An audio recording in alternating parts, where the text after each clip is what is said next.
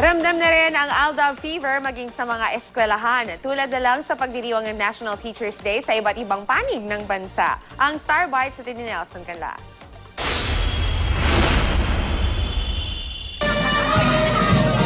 Pabebe wave sa parada, pabebe wave habang may programa. Pati mga kandidata ng Miss DepEd Mogpog, nakipabebe wave.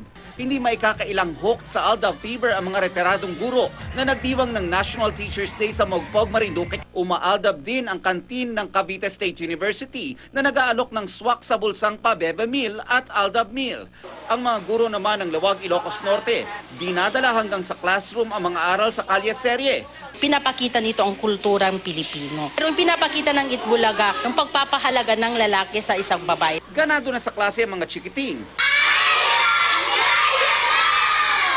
May natututunan pa silang mabuting asal sa magagandang ehemplong ipinapakita ni Yaya Dab at Alden. Makikita natin si Alden Richards, isang kahangahangang artista sa kanyang mga gawi, sa kanyang mga kilos, na pwedeng gayahin ng mga mag-aaral.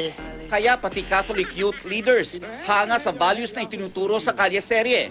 Pag pinaghihirapan, tsak na magpapahalagahan at iingatan. Hindi lang sa pag-ibig yan, maging sa pagtrabaho natin sa trabaho o pang-araw-araw na buhay.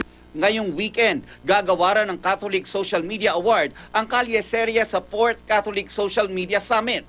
Bukod kina Alden at Yaya, tatanggap rin ng pagkilala si Wally Bayola na gumanap na si Lola ni Dora at ang Tape Incorporated. Nelson Canlas, GMA News.